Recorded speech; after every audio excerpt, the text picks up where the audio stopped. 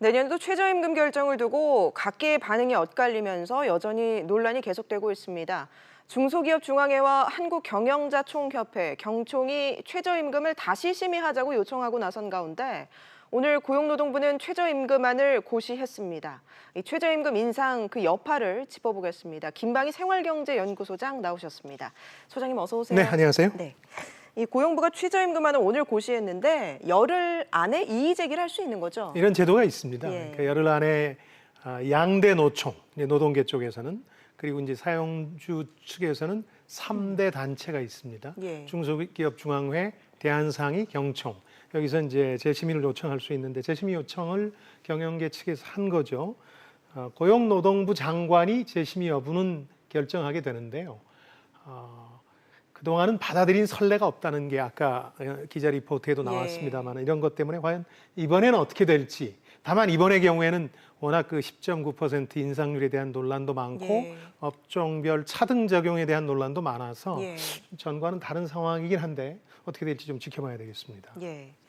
이 최저임금 인상에 따른 고용 악화 문제가 계속 논란이 되고 있는데 특히 어르신들 일자리에 타격이 클 거다는 전망이 나오고 있어요. 그 이유가 이렇습니다. 예전에는 경비직 같은 경우에 최저임금법 예외 조항이라는 게 있어서 5조에 최저임금 적용이 안 됐어요. 근데 이런 분들도 적용을 받다 보니까 이제는 편의점 아르바이트생들과는 좀 다른 문제를 안고 있어요. 여기는 청소하고 경비 업종이 대표적인데 여기가 보통 이제 근로자의 한 3분의 1 이상이 55세 이상의 고령 근로자들입니다.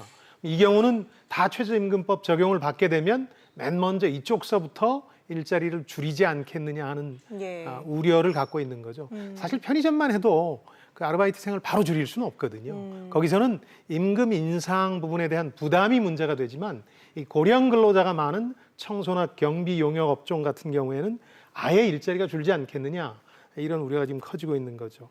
예, 이 점주 입장에서 인건비 부담이 커지다 보니 여러 가지 대책들을 마련을 하고 있습니다. 그 중에 하나가 무인화 시스템을 도입하는 가게들이 늘고 있는데요. 예, 어떻게 편의점이나 보십니까? 식당에서 특히 그런데요. 아마 직접 경험하신 분도 있을 겁니다. 이 자판기 같은 게 입구에 있어서 거기서 주문하고 결제하는 방식입니다. 주로 일본에서 도입된 건데요.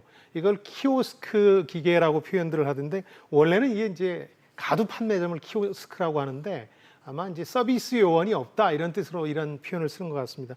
이게 가격을 좀 몇 군데 알아보니까 임대들을 보통 많이 하던데 월 한 15만 원이 최저 같아요.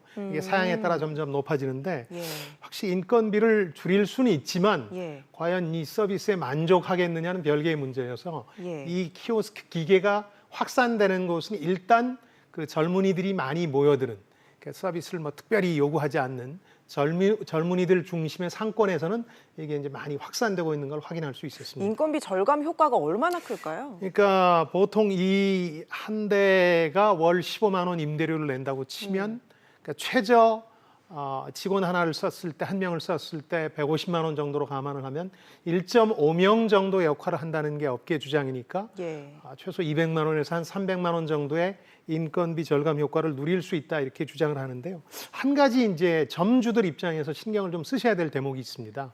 뭐냐면은 과거에 우리가 이제 미국이나 유럽계 창고형 할인 매장들이 한국에 들어왔다가 실패해서 돌아간 적 있지 않습니까?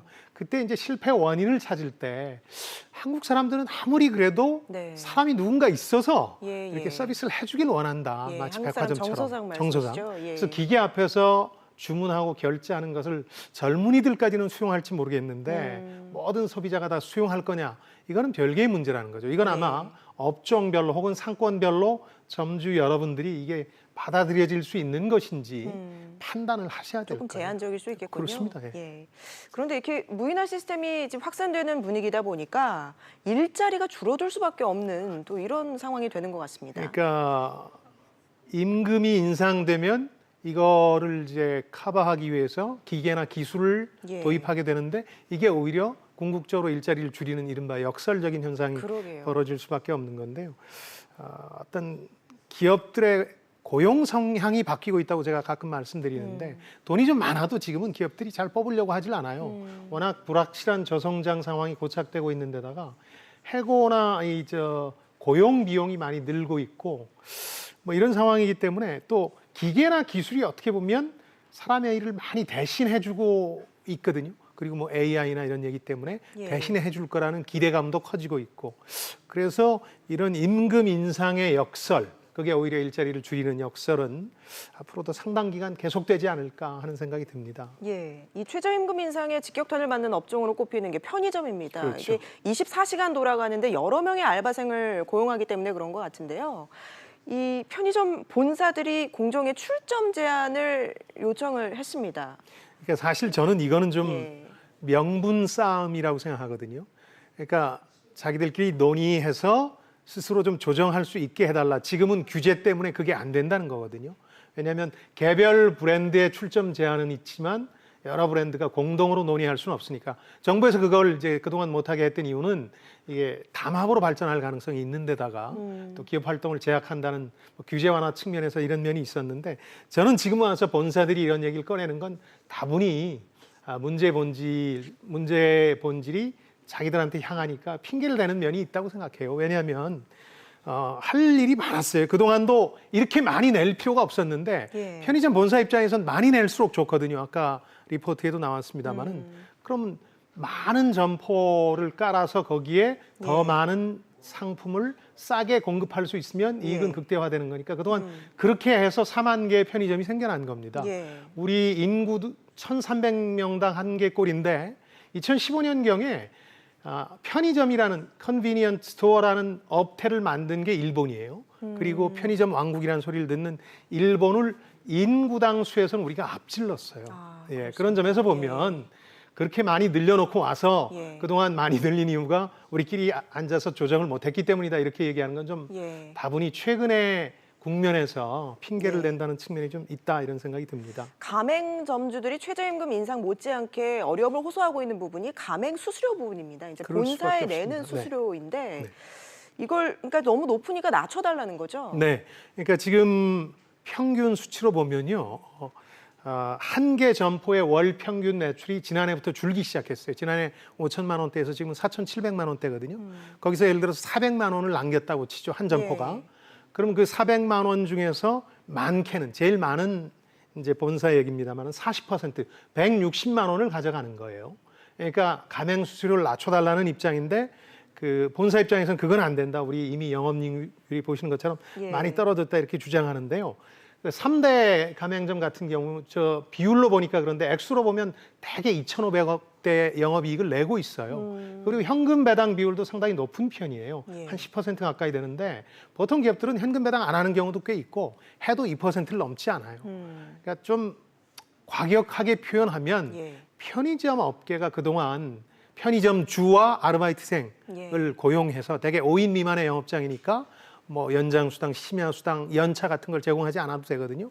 이런 분들을 간접 우회 고용을 해서 실컷 부려먹는 구조였거든요. 네. 이익은 본사가 가져가는 구조였는데 가맹점주가 고통 분담을 요구하는 건 어떻게 보면 결코 무리가 아니다. 그리고 영업이익이나 현금 배당에서 그 이익의 일부를 좀 분담하는 게 어려운 일은 아니다. 근데 네. 그게 불가능한 것처럼 얘기하는 건 좀 과하다는 생각이 듭니다. 예, 그런 맥락에서 이제 가맹본부도 좀 같이 짐을 나눠 갖고 가야 되는 거 아니냐 네. 이런 얘기가 나오는데 어떤 대안이 있을까요? 가맹주 협회 측에서 제안하는 건 333으로 분담하자는 거죠. 예. 최저임금 인상의 부담을 4를 자기네가 한다. 정부가 일자리 안정자금을 포함해서 3을 하지 않습니까? 예. 그럼 나머지 3을 본사가 해달라는 건데요. 사실 그 최근에 언론 분석, 오늘 집중적으로 보도가 됐습니다만은 영업이익을 한 7% 정도 본사가 포기할 의향이 있으면 이 3을 충분히 분담할 수 있다는 거거든요. 현금 배당을 조금 줄여도 되고. 근데 일단은 본사 측에서는 이거에 대해서는 즉답을 내놓지 않고 있는데 아마 여론의 추이를 좀 지켜보겠죠. 분담 요구가, 고통 분담 요구가 이제 많이 가중이 되면 그 편의점 본사들도 나름대로의 어떤 방책을 내놓지 않은. 일본 같은 경우에는 최저 수입 보장 같은 것도 있거든요. 예를 들어서 이 정도는 벌 수 있게 해준다. 편의점 수요는 있는데 돈이 안 되는 도서 산골 지역도 있고 도심 장사 잘 되는 데도 있거든요. 그럼 거기 양쪽에 수익을 조정해 주는 제도도 있거든요. 이런 다양한 방법은 있다. 방법은 있는데 문제는 본사가 이걸 수용할 수 있느냐. 이 점만 남았다고 하겠습니다. 알겠습니다. 다음 이슈